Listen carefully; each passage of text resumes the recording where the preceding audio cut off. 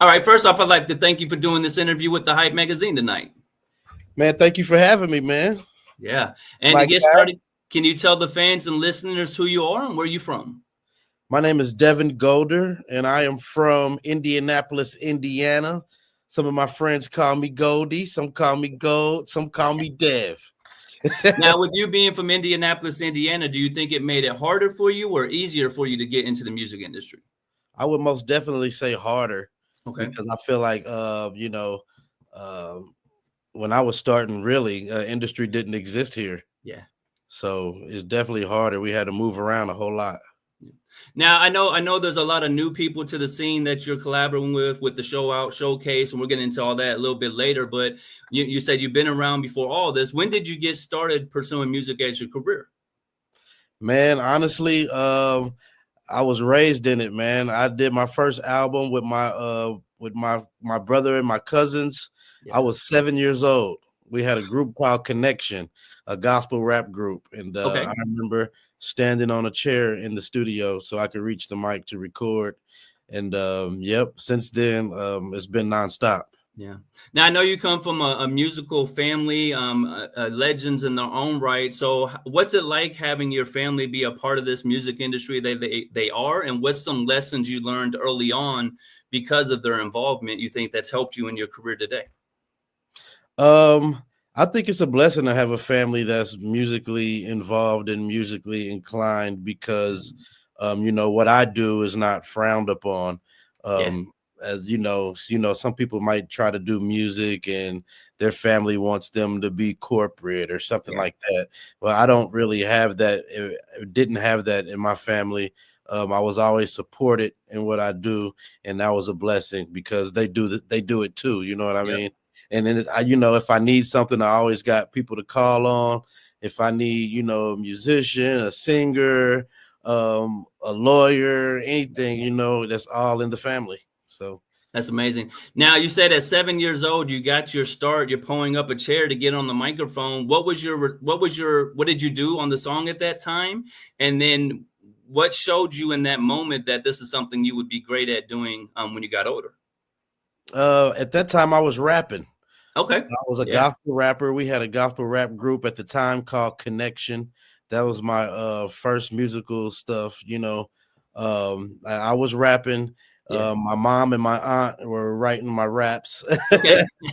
and I was just always a natural at it, man. I was just kind of like thick thing when we were performing. They just pushed Yeah. me out there, and everything was rehearsed and performed, and ever since then, I always knew that it was me because Yeah. of the reaction I got from people when I did it. Now, at 7 years old, you do your first song. Like you said, your family's a legendary group, so they're traveling. What's some of the markets you went to early on in your early career going with your family? You remember some of the first cities you went to? Yeah, so my family, so we were signed Yeah. to my uncle and my cousin, Dr. Scott and Bryant Scott. They own Ty Scott Records. So we were signed to Ty Scott Records, a gospel record label in the beginning days, back then.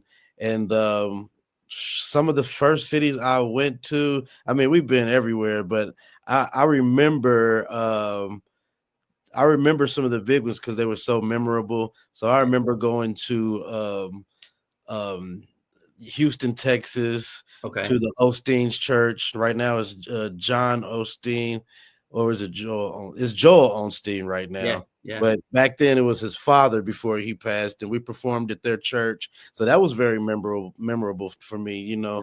I remember.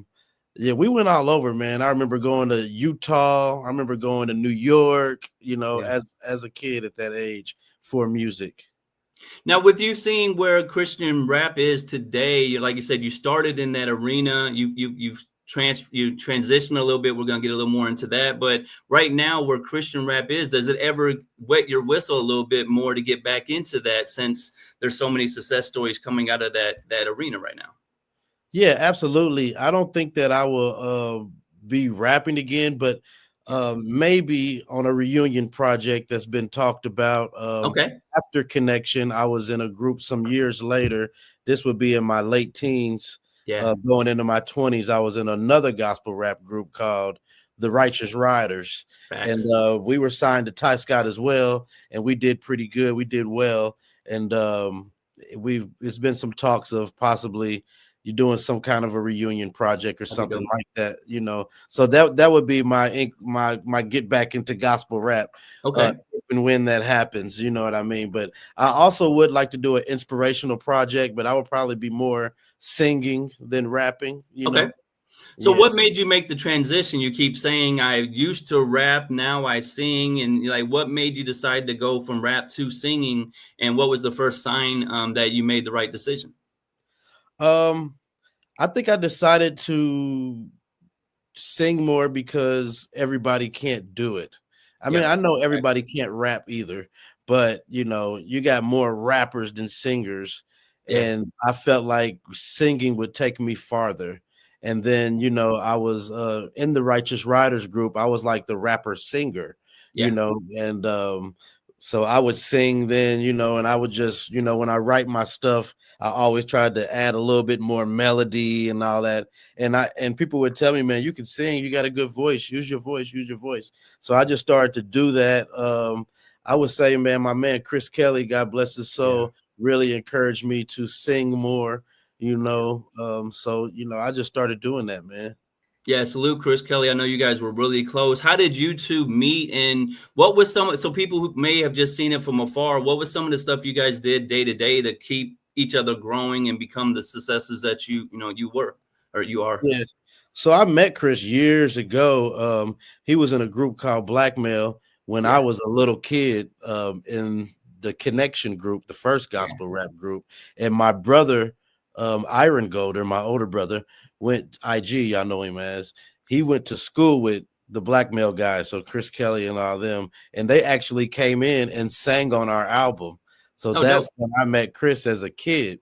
So Okay. fast forward, when I got older, and we started the Righteous Riders group, which was thanks to IG again. He was kind of instrumental in starting that group.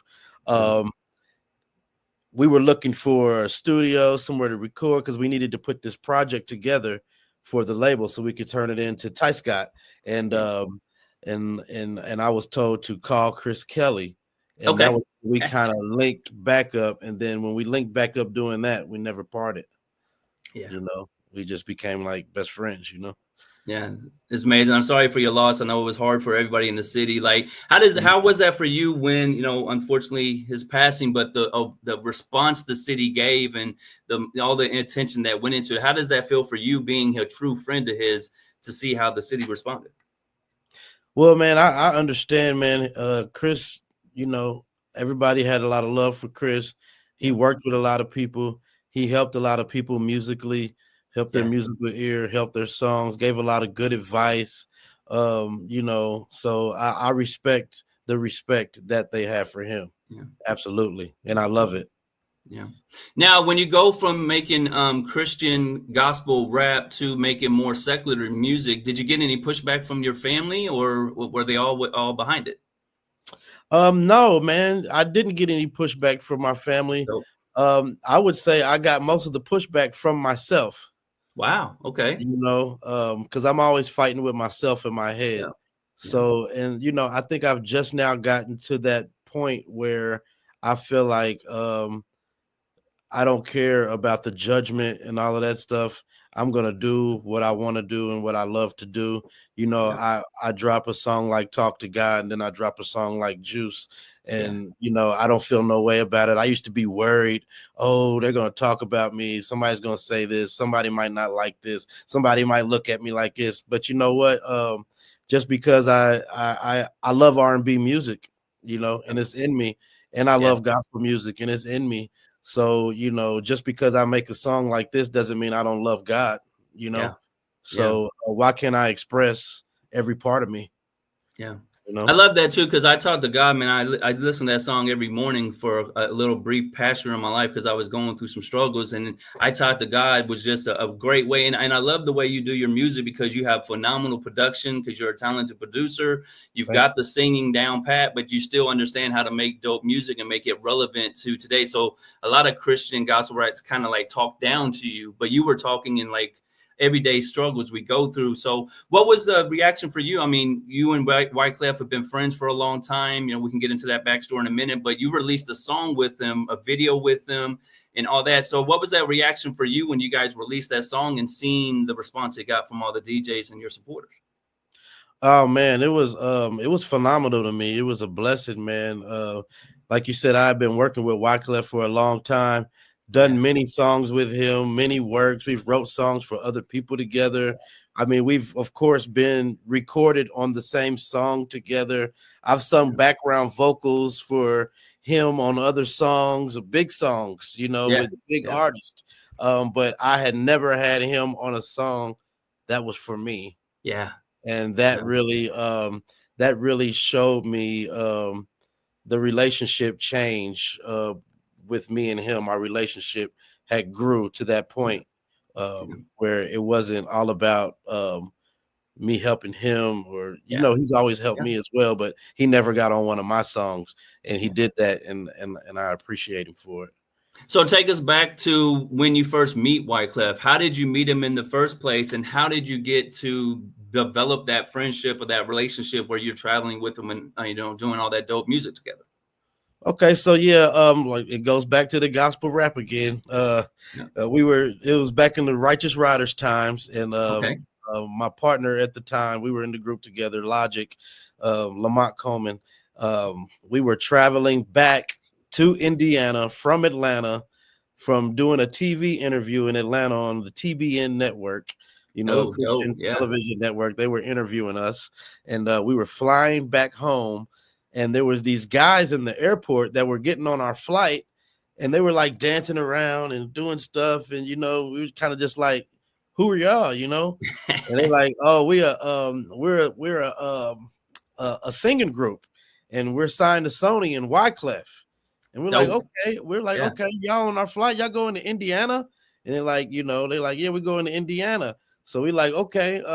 Back then you had the CD Walkman things. Yeah. So we used to have these CDs where we have like, this CD's got 20 R&B songs. This CD's got 20 hip hop songs. And that's how we would shop our music. Yeah. So I think Logic gave one of the guys the CD Walkman. He's like, hey, hold our Walkman for the flight. Yeah. And check out some music. About time we were off the plane, they said, we're here for the Guy Black Talent Show. We're going to be special guests there, and Wyclef is in town. And he's here already. Why don't you guys come through? Yeah. And the rest was history. They liked a lot of songs on that CD. They ended up recording them. They ended up flying us out to New York, back and forth to work with them. Wow. And that's what led to everything. And just think about it, like that's so much free game for artists that are going to catch this interview. You guys gave him the Walkman. You didn't say, "Oh, pay me for the Walkman," or you can just listen to it. You said, "Here, you can have this. Go get comfortable. Go listen to the stuff. You're okay." And then it came back to you, and like you said, God had a plan for you. You were doing right by him in the first place, so he put them on the flight with you. Like, imagine the circumstances where you guys are on the flight at the same time. He's coming home to Guy Black's thing in Indianapolis, which you're a legend in Indianapolis already growing up. So it just shows that when you make those kind of decisions, it can work for the best. Now, what was it like when you first met Wyclef? Had he already heard all those dope songs when he came into the studio with you, or did you guys meet him outside of music and then go to the studio? Like, can you give us a little bit more of the story of the interaction? So we met at the Guy Black Talent Show. We hung out that night because the guys kept us around the singing group. They were three young guys. We went out that night to some place. I forgot the name of the club out in Castleton somewhere. And we just kept in touch with them via phone. And back then, we weren't emailing tracks, but we just kept putting CDs in the mail out to New York. And Wyclef definitely heard the music. And we had a few songs that these guys wanted on their project. And they started flying us back and forth. So was this your first major placement? Was this, I know you come from a musical family, but was this your first time getting placement inside the industry in that arena? I would say yes. Okay. Dope. I would say yes. Dope. And it was our first, inkling, our closest we had ever gotten to getting that, you know. Yeah. So Yeah. I always highlight that story because I know you come from Indianapolis like I do, and we spend a lot of time and effort trying to tell people get outside of your market. Like you got to leave 317 if you really want to do this. For you, someone who's traveled a lot, how do you teach our city that important part of the game where it's networking and leave the city? Like what's some of the steps you did early on in your career you think that sets you apart from all the other artists in the city because you were willing to travel and, you know, network the right way? oh man, I think that was everything, man. In the gospel rap, man, the Righteous Riders, we had a wonderful manager by Yeah. the name of Verl Howard, Okay. and she kept us on the road. Okay. So like we started out going out for free. Then it was just a love offering. And then it was a minimum love offering, you know, Yeah. minimum $100, minimum $500, and that thing grew all the way up to thousands of dollars. And we're touring around with Mary and Kirk Franklin, you know what I mean? But you know, we would travel, we would get in Ty Scott's van and drive, and we would go to cities, and we wouldn't even know how we would get the gas money to get to the next city. Okay. You Like, just we had blowing that up. much Yeah. faith. We had that much faith. We Yeah. knew we had some CDs, you know. Ty Scott sent us out with some CDs and some posters. That was Yeah. our dope, you know. Yeah. So to sell, you know what I mean? Yeah.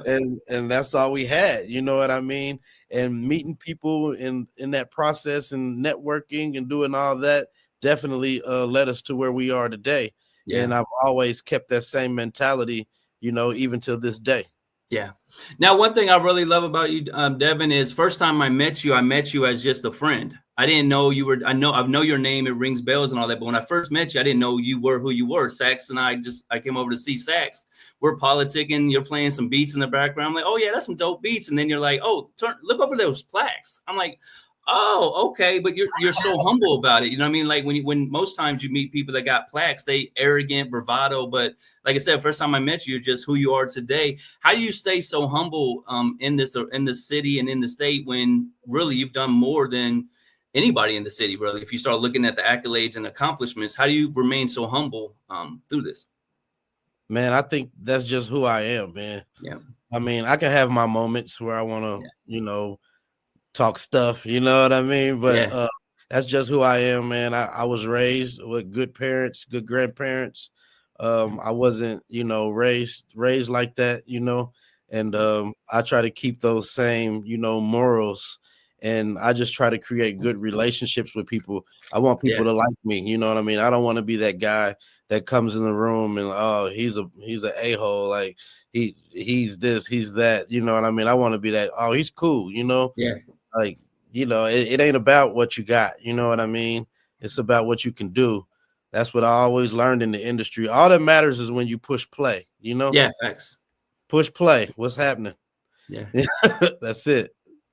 Yeah, I also want to thank you too, Devon, because you've been one of the earlier supporters of Stop Beefing Radio. Like I said, when we get introduced to you, St. James and Sax, they start working with you hand to hand. Like you're already who you are, and we're kind of on the rise coming through. But you always gave us access. I remember the Marat show we just did Flashback Friday for you. You're headlining a show at the Marat with only your name attached to it. You sell out the Marat. You've got Maxie there. You got Drollman there. You got Little Nut there. You're putting on for the city. How's it feel to look back at those moments now where you were bona fide putting on for Naptown? Like a lot of people say they do stuff to put our city on, but that's one example. And I'm sure there's countless other ones where you did do something to really put our city on. Yeah, I got to really credit my brother IG for that. I wasn't the headliner, but my name was in the headlines on that. Okay. August Alsina was the headliner. And Right. and I thank all those guys for coming through, Maxie and Lil Nut and you know, Dro Man and all those guys, because I wanted to put on for the city, and it really helped me because I understand how to please the crowd, and I know that they knew their music. Yeah. So I knew when Post Road came on, they were going to go crazy. You know what I mean? Yeah. So it gave those guys a platform. But yeah, it also helped me, you know what I mean? And that goes back to being humble, you know what I mean? I could have tried to take that stage for myself, but it benefited me more to share it. Yeah. A lot of times in this life, especially in this music industry, you'll get farther. Like when you first introduced yourself, the White Class team, you weren't saying put me on the song or use my beat. Just like here, use it however you need to do it. Let's be a team with this situation. You understand the power of collaboration. As one thing I've seen with Roundtable, you're a part of that, and you really encourage producers to collaborate. So how did you get with Roundtable, and how does it feel to be as a successful recording studio that you guys are today, and all the artists you've helped? How does it feel to be a major part of that? Oh man, it's a blessing, man. I got with Roundtable through a good friend of mine, Travis Colcutt Moore. Okay. He's a producer and a musical engineer, and he's also the owner. Him along with Tim Walker are the owners of Roundtable. And when they were starting to build this place out, Travis called me and said, "Hey, this is what we're doing, and I really would like you to be a part of it. Come on through and let's talk and let's check it out." This place was still under construction. We've been here 5 years now, so I've been here since day one. And this place has been a blessing. And those guys have been a blessing to me. I feel like that this place really helps me conduct the business that I need to conduct here in the city. It brings a proper location, presentation for what we really have going on. Now, I know you have been a part of some major records, so I'll let you break down some of the records Roundtable has helped create or produce through your lineage. And then who's some of the artists I know you personally have brought through Roundtable because of your previous relationships? Some artists that's been through Roundtable because of my relationships. Well, we just had R-Truth over here, the WWE wrestler. There you go. So he's a cool friend of mine, and he also does music. Are you producing his album? Like, can we leak? Can we make a leak? WWE and Devon Golder? I'm not. He actually just came through just to check me out. But dope. We have a song together, and I co-produced that one with J Trax. My friend J Trax is his producer that does all his music. Dope. So that's kind of how I got connected with him. And who else? There's been a few people. I'm kind of having a brain fart right now, but I recorded Pooh Shiesty here. I got my first plaque for engineering from working with Pooh Shiesty here. Amazing. And then who are some of the other producers? I know Roundtable, you have a stable of a lot of the dopest producers in our city. Can you name some of the ones that are a part of the Roundtable family? We got of course I already mentioned Travis. You know, he's done a lot in the industry. We got TK was over here. He got the placement with Young Boy on his last album. We got Silly C under the roof, man. She's a dope engineer and producer, DJ. We got Joey. He's a young kid that's coming up. He's fire, man. It's a lot. It's a lot of kids over here that are really on the come up that maybe you haven't heard of yet, but you will. There's a lot of talent under this roof. Yeah, you and Joey together is a dangerous combination, and it reminds me of like Hit Makers or something like that. Do you guys have like a collaborative song or a project you guys done to that yet? So actually Ride With Me, my single Ride With Me. Joey and I did that together. Dope. Yep. And then we got Tyler Weaver over here, awesome engineer. All my recent stuff, he's been the engineer on that stuff. We lock in a lot. So yeah. I seen Fox 59 did a story on you. Sherman came out, pulled up to Roundtable. Did you know he was coming when you were there, or was that a surprise? And what was that experience like being on the news? I knew he was coming. I think we might have acted like it was a surprise, but he was here actually because we did a Christmas album, and not everybody from the studio, but some people from the studio. We all did a collaborative album for Christmas, and they were coming to highlight the album, and they just so happened to talk to me about my song. Dope. Yeah. Sometimes just being in the right place at the right time works, you know what I mean? Putting those Yes. work. Now you mentioned collaborative. You and Troy put together something really dope for the city, the Show Out Showcase. Yes. How did you two meet in the first place, and what made you decide to collab to create this amazing opportunity you did for the city? Me and Troy actually met when a friend of mine, Chrissy, invited me to an event, and Okay. Troy was there. And he Yeah. was doing an event for Radio One at the time where he was working for Radio One, and I met him there, and then we just kicked it off, man, and we started, chopping it up just as friends, and talked about some business, and actually ended up doing it. Yeah. So how many what was the first Show Out Showcase location? Do you remember that? And then how many Show Out Showcases have you guys done to date so far, you think? The first showcase location was at Ice Bar and Lounge Yeah, out so the there. east side. Yep, on the east side. Yep. And I think we've done about 20 showcases. Yep. And we've brought out over 100 artists throughout all of those showcases. Over 100 different artists. Now, at all these showcases, do they know you are? Because I want to give the little cat out the bag for some of these artists that be walking around here sometimes. Do they know who you are when they're there, or they just think you're just somebody putting together these shows? Like, do they understand what you've done in the game, you think? No, I don't think majority of them don't know. Yeah. And they probably don't even know. They think I'm just there. Yeah. I let Troy do a lot, you know what I mean? So Troy is kind of, the face of that. He's the one, talking to the artist and dealing with the artist and calling them and, you know what I mean, doing all that. So sometimes I think I might get a little overlooked on that. Yeah. And that's fine with me. I actually love it. You know what I mean? It said you don't want them to know who you are. Yeah. No, I'm not worried about that.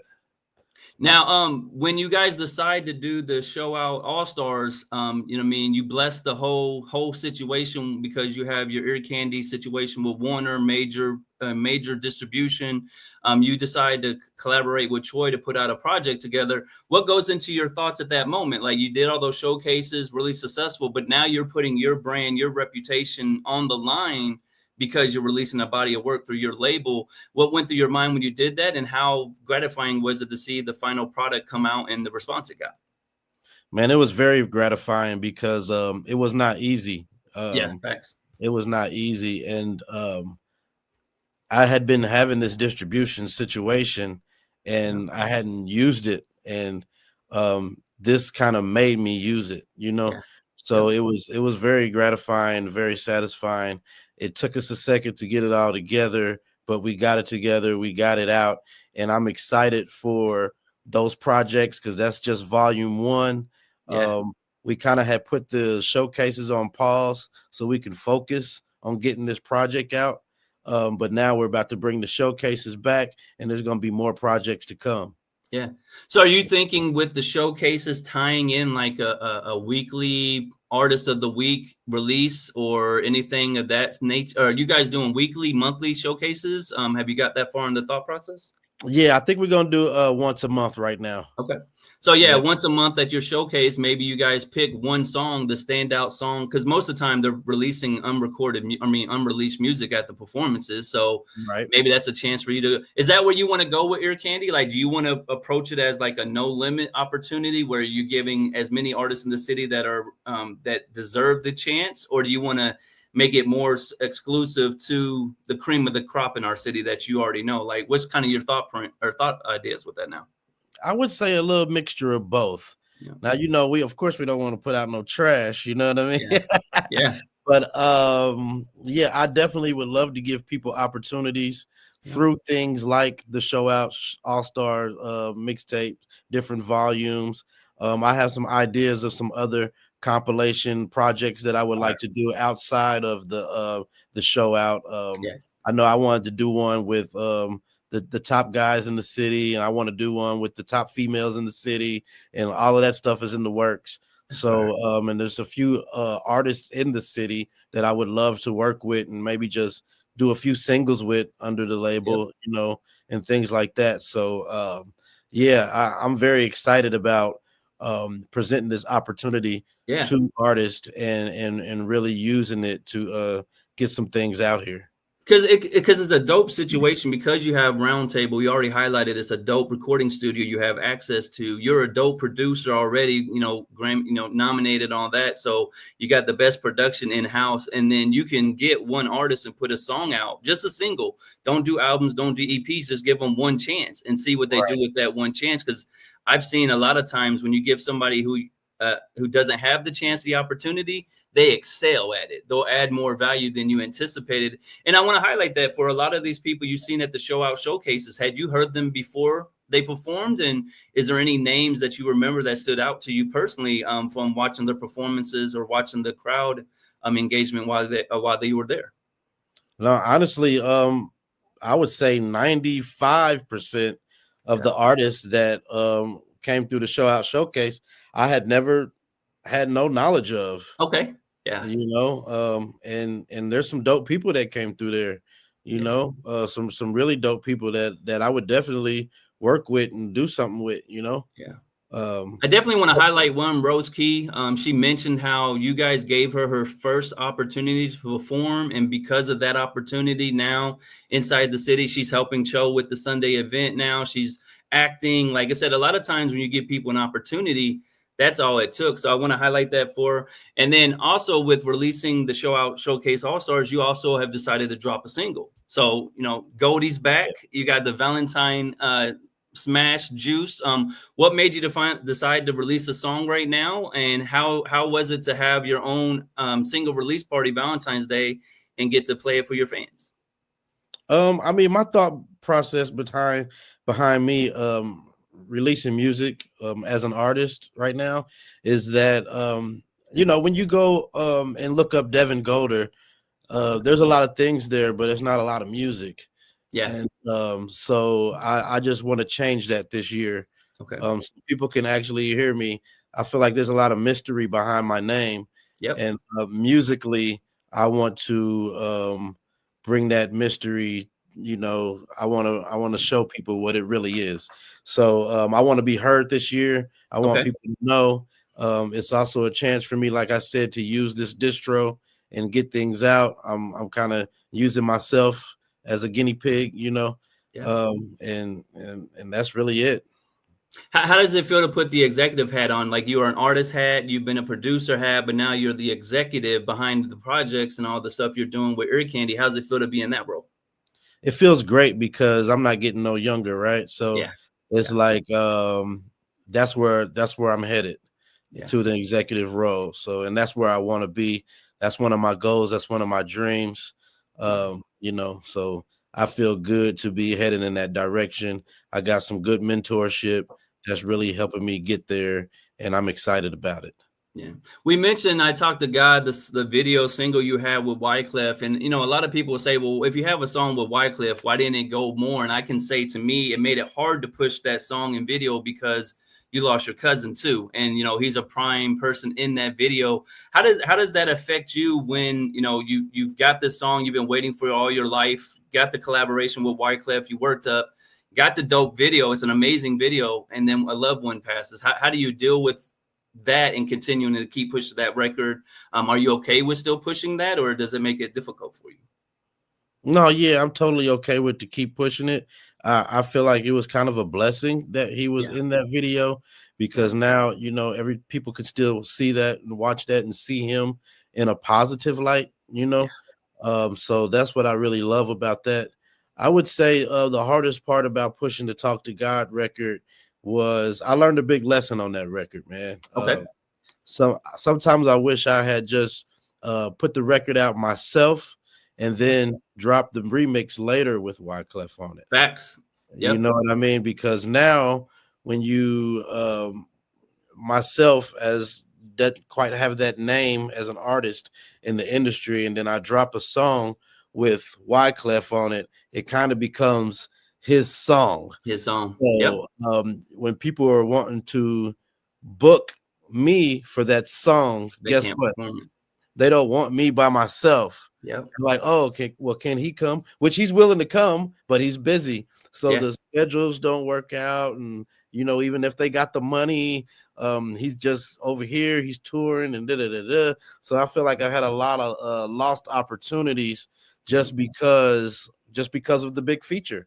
Yeah. Hey, that's a lot of free game you gave there. I want to highlight that a little more because so many artists were in a run to get that feature on a song that nobody knows who you are. So the feature will get them to click the button. But if they like the song, like Devon just said, now they think it's that feature song. So now they want to see you perform it at your next show and say, oh, well, why aren't they there? Did you and your team ever think about releasing it a different way and putting it as Wyclef's song, having you as the feature so it can uplift you through his network? Or did you want to keep more the personal ownership of it? Well, I don't think contractually we would be able to release it as Wyclef's song. Okay. Because it's my song. So Yeah. I mean, I would have to get his permission to do that, and maybe he would want to release it as under his thing, because I did that under Ty Scott as well. When we did that. So do artists understand? Because I know you deal with a lot of independent artists, so this is a great time to teach them a lesson. Do they understand a lot of this behind the scenes stuff that we're talking about? Like, you got the song, it's dope, why can't I just release it? The strategy that goes behind these releases, the getting the clearances and stuff like that. Do you think artists understand all the legwork that goes into that? Oh man, I totally don't think they understand that, because I do some audio engineering too, and some of the stuff I run by, and I'm like, whoa, how do you think you're gonna put that out? What do you think you're gonna do with that? Yeah. And they have no clue that they're gonna put this up and it's gonna be taken down, or it's gonna be flagged, or they're not gonna be able to monetize off of it, and and all that kind of stuff. So more often than not, I see people who have no clue. Yeah. Yeah. That's the hard part. And then a lot of times, because you're so humble, they come up to you trying to tell you the game, and you got to sit there with a politeful smile and be like, "Oh, do you know I was just on tour with Wyclef?" Like sometimes they want to talk your ear off. But I salute you for that, because, like I said, you stay humble in those moments. I've always seen you always give them free game or wanting to help people out. So I salute you on that. Like I said, you just did your party. I want to highlight that. Valentine's Day, snowy night, but I seen you had a pretty good crowd that came out. What was the event for you? And is that something you're thinking about doing more of, doing your own shows to highlight you and your future label mates? Yeah, absolutely. I think that first of all, the party, it was called it was my single release party for the Juice single, but I partnered it with the concept R&B My Valentine, since the song came out on Valentine's Day, and I'm an R&B guy, so it was just an R&B party, R&B vibes all night with the DJ. There was other singers there that did some pop-up performances, and it was a very, very, very nice night. Everybody enjoyed themselves. There was people in the building, and the next thing is that I think that with the income being very low in music right now, as far as getting money off streams and things like that, I think that the events are just another way for the artists to try to bring in some income off our craft. So yes, there will be more events, many more, and I think there should be an event every time we drop a song. So that's what I'm on. And that's what's really exciting for me for the ear candy thing, is you really know how this industry works. So like when you're telling us how to do these releases, or you're just taking the game plan from the industry and bringing it to Naptown so we can do it the right way. And I'll get that. I'd seen you had a pretty dope feature, or you got placement for Ghost 4, Light Skin Keisha, and Young Blue record. How did that come about? And when did you get the notification that your song had been picked? That was Power Book Ghost 2, actually. And that happened through Wyclef, man. He called me in probably, let's say, August 2023. Okay. Yeah. It's like, hey, I'm working with 50 Cent. He's looking for music for some stuff. I had no idea what for. He said, send me some stuff. And I put together a folder of about 20 records and sent it to him. And then months and months later, I get a call that says one of yours got picked. And then I didn't know, still didn't know what, and then it got really serious when I was getting emails from Lionsgate. So it took probably, I'd say over a year before everything actually got certified and went through. And it happened, and that was a big blessing, man. So the song is called "Go Away," and it had Young Blue and Light Skin Keisha on it, which was also very unexpected. In my contract, it just said that the song will be performed by, because I gave him a full song, a beat and a lyrics, Okay. Yeah, you and gave reference. Yep. and then, and they said that the song would be performed by the actors. But I didn't know they were on the show, you know. And I didn't know Young Blue was the actor. Yeah, and that's I don't dope. think Wyclef knew either, because I called him after the record came out, and I'm like, "Yo, you didn't tell me Young Blue's on the song." He said, "Who?" I didn't know either. So it was a surprise. It was a pleasant surprise. Yeah.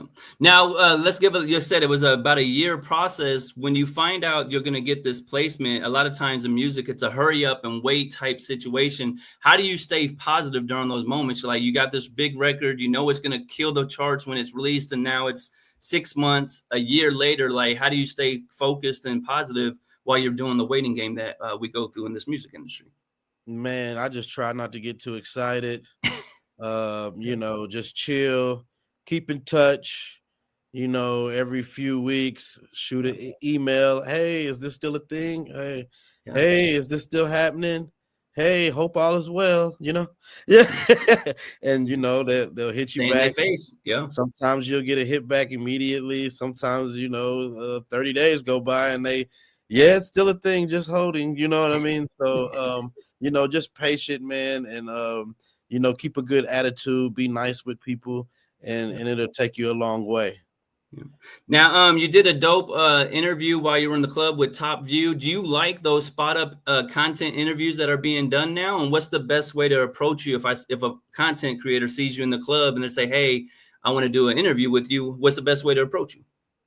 Hey, just like that. Hey, I want to do an interview with you. I mean, I'm fine with it. I'm ready for it. Like I said, I've been doing this since I was 7 years old. So it ain't nothing. What can you ask me that I can't answer? And if I can't answer it, I won't. Yeah. Now, you said you dropped Juice. It's you want people to hear your music now. So here's the question: are you calling all your friends? Are we notified? Is there a bat signal that's gone out saying Devon's got new music? If you mess with me, this is the time to get. Like, are we tapping into all the different outlets we got for you? I'm definitely trying, like I said, I'm doing this independently. This music is coming out under Ear Candy solely. Besides the distribution, but that's just distribution. So as far as the push and the getting the record out there and all that falls on Ear Candy, which is me, and I'm still in the process. We're still building the team. We're growing, man. I feel like we're at ground level right now, and we're growing, and I'm just I'm thanking God in advance. Well, let's speak it into existence. Are you open to like partnerships with other situations? You got Ear Candy as the Warner as a distribution, Ear Candy as a label, but are you open to partnership with other labels that can give you the marketing or the push behind it? Absolutely. I'm open to all that. I want to work with as many people as I can, get good relationships. Yeah, absolutely. Yes. Well, the reason I mentioned that, I went through your Instagram. We got a common friend a friend in common. I already messaged them saying, "Hey, let's see how we can make this make sense." So hopefully what I can add to the picture for you, Devon, is just access to the people you already have. Like, you already have these relationships, but you don't have somebody coming behind them saying, "Hey, you heard this new song? Hey, don't look at him as my friend. Look at him as this talented producer artist that's got this really dope song." So, that's one thing I'm looking forward to help bring. And then shout out to my family, DigiWax. You have your song on DigiWax right now. So any DJ, anybody in the music industry that needs their music to support you, they can go to DigiWax and get it now. So, looking forward to other ways we can help you. You're independent, but you're fam. You've always been Stop Beef from radio. So that's why I wanted to do this. You, man. Shout out to you. You've already been like showing me so much love and doing so much for me, man. Created the EPK for me. It's like, man, and I really, really, really appreciate that, man. And you want to know what's so cool? This is how God works. That's the first time I ever did an EPK. but you needed Wow. one. And I'm like, shit, let's figure it out. I told God, let me bless this for him. And it came together. And the reason we do that is we want to get you on Treese. But you're already Devon Golder. How do you not be like, yo, you know who I am? Like how do you do the submission process like that when you already been on stages across the world? Like, how do you keep that desire to be a part of the local scene? Man, I mean, at one point in time, I might have been that guy that's like, hey, you know who I am.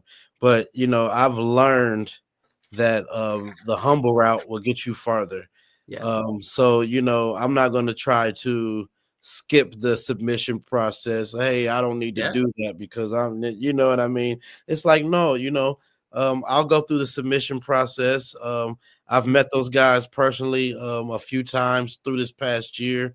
yeah, Hopefully, they'll recognize who I am and put me in a good position with yeah. their event because they're doing a great thing, and I want to be a part of what they're doing. So, So uh, let's say we're gonna clip this up and tag them in. And if you get the opportunity to perform at Hi-Fi at Treese this year, what is the Devon Golder experience gonna be? I mean, what can they expect for the show that you would perform? oh man, it's gonna be an R&B experience, but Yeah, also it will be a turn up experience because, like you said, like I did at the Marat, I'm gonna have some special guests, and it's gonna be a great show. It's gonna be a great show for sure. Smooth melodic vibes, you know what I mean? yeah. And so, Now, we went over a lot of your highlights that I could find, but for you, what's one of the major highlights in your career that stands out to you? um, definitely, like I said, the Talk to God feature, Okay. um, and yeah, definitely that. That was a major highlight because, like I said, that was my first time having a major feature Yeah. from my friend on that record. I mean, I've done records with major people before, but that one just hit different. Yeah. Um, Because you knew him personally. It wasn't no industry stuff. It was a genuine relationship, and he liked the music. That's why he got on it. exactly. Yep. So that was Now, a do you highlight. have any advice for other artists that want to be in the music industry? Either they want to come in as an artist, they want to come in as a producer, they want to come in as an engineer. You wear so many hats. What advice would you give somebody trying to get in the game today? I always tell people just don't give up, man. Yeah, Um, you never know how close you are. So yeah, I say, the person who makes it is not the most talented. yeah, They're not the most, this and that. They just didn't give up. yeah. Facts.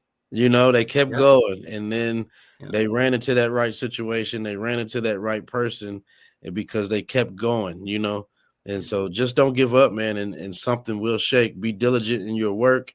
Don't give up. Don't mean you're not networking and you're not working to get there. You still yeah. have to work to get there and do the things that it takes. But just don't give up. Keep going. Now, how important is a team to you, and who are some of the members of your team? Either the Ear Candy label, Roundtree Table label, like some of the team that helps you do all the stuff you do today. Yeah, so I think a team is very important. And honestly, right now, my team is still being built. Okay. We're at the ground level right now, but All right. So, what positions are you looking for, and what's the submission process? Let's go ahead and blow up your it's inbox real quick. it's What are you looking for for the team? it's crazy that you said that because I was just having a conversation with somebody about this, and they asked me the same question. So right now, I got you, Matt, and I got Troy Frank. But I don't really have I need to sit down and think about this position thing. I Okay. really haven't really thought that out. I just want to get people in a room at the same time and See what they all do. Yep. kind of just talk this thing out Yep. because there's a few people that I do have in mind that Okay. I feel like would be willing to work with me and Dope. that would be a good part of a team. You know what I Yeah. mean? So like I'm trying to make that happen ASAP. Just get a team of people in the room, kind of give my vision and kind of see where everybody fits in, you know. Well, definitely let me know when you want me to pull up. I'll be out there. Shout out to my family, DJ Manny Faces, DJ Headrush, and Will Gamble. You'll be on Strong Side Radio on Thursday. I'm gonna reach out to DJ Punch about getting you on Mixaholic Monday. So we're gonna start going and getting the media and all that for you. What's it like to get to have these conversations with new fans and new DJs that may not be familiar? What are you hoping to teach them or show them when they get to introduce to you for the first time? Hey man, I mean, I'm learning in this process as well. So Yeah. I'm just like, it's great for me. I'm loving the reaching out to new DJs, meeting new people.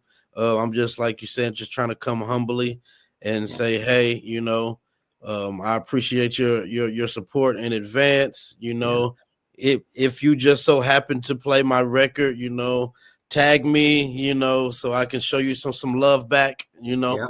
And you know, and that's the approach I'm taking. You know, at least in my city, you know, I just want to make sure that everybody has the record. You know what I mean? Facts. So at least, you know, if you see me out or something, you know, show me some love, spin it. You know what I mean? Yeah. Like, if you walk in the club, they gotta play it for you. That you know that should be easy for them. So yeah, that's what I'm looking for. Yeah. I know you do a lot of dope stuff in the community to give back. Can you highlight one or two things that you and your team are doing to give back to the community? Yeah, we definitely got a lot of things in play for this year coming up. I've been locked in the studio so much that not really much has been going on, but you know, I am the pastor's son. So my father, Bishop Golder, we got a lot of things going on over at the church, at the Temple of Praise. My sister has her drum program, which also incorporates performing arts. You know, she's a drummer and a lawyer. So it incorporates the performing arts and like music production and everything like that as well. You know, when people call me to come and talk to the kids or speak at their programs and do things, I always try to make myself available for those type of things. But Ear Candy itself, we got a lot of things in play this year that you will see that we are going to be doing with the community and giving back. Last year, I worked with the Indie Juneteenth Festival.